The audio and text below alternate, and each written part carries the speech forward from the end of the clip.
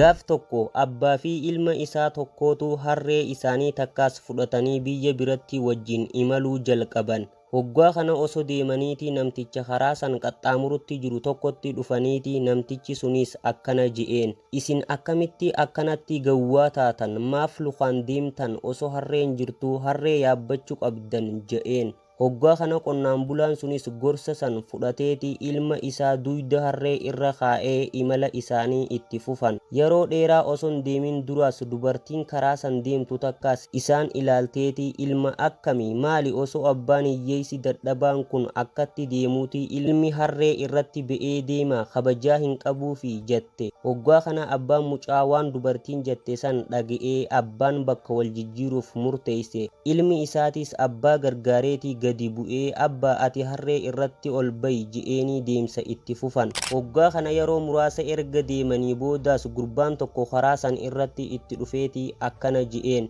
Kun namticha akkamii harree yaabbataa osoo ilmi isaa xiqqaan hiyyeessi miilaan deemuu je'een. Hoggaa kana qonnaan bulaa sanii fi ilmi isaatiis isaan lachuu murteessaniiti harree yaabbatanii wajjin imaluu jalqabaniiti gara magaalaa dhaqan. Haa ta'uu malee akkuma magaalaa dhaqaniin uummanni hedduun arganiiti lallabanii kuni salphina harree hiyyeessa ulfaatina karaa fagoo kana nama lamaan irratti ba'aniiti dhufan. Gurbaa ati gatii kee argachuuf teessa uumama hiyyeessaaf miira gargaarsaa dhabuu keetiin je'aniin. Hoggaa kana qonnaan bulaan sunis ammaayis deemsa isaa itti fufeeti yaada dhumaa tokko yaaluudhaaf murteessan. Isaa fi ilmi isaatis harree qabaniiti miila harree walirratti hidhanii qeeqa dabalataa irraa of qusachuuf abdachuudhaan harree fuudheeti abbaan harree firratti ba'atee deemuu jalqaban. Hoggaa kana uummanni isa arke hundi kolfa itti qaban. Qonnaan bulaan sunis calliseeti deemsa isaa itti fufe. Hoggaa kana riqicha yookaan dindila bira gizee gahan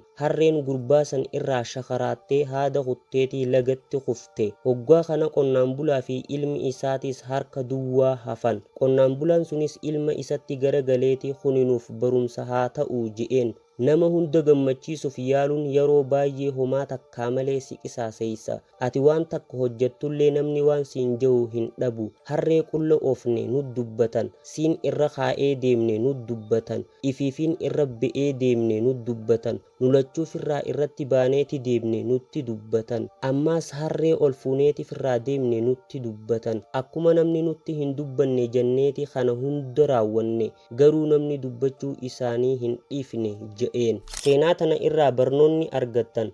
Ati waan feete hojjettus namni waan siin je'u hin dhabu. Kanaaf jecha namaa hunda itti dhiisi. Waan sirrii ta'uu isaa itti amantu hojjechuu akka qabdu irraa barattan. Seenaa tana yoo jaalatte laayikii sheer koppiliingi godhuu akka hin daganne.